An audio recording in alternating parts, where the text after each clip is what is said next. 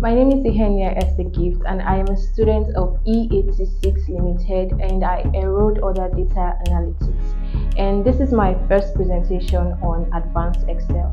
Come with me.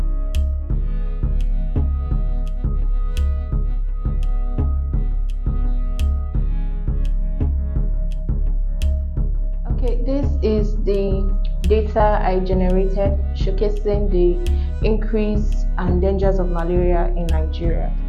So we have the cities in Nigeria that were affected by malaria, and then we have various hospitals in those cities.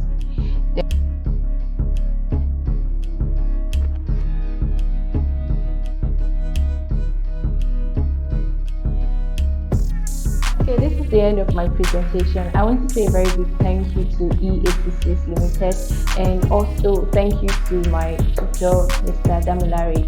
And I want to say that I really enjoyed the advanced Excel class. It was interesting and it was informative.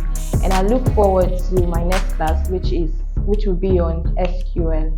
Thank you.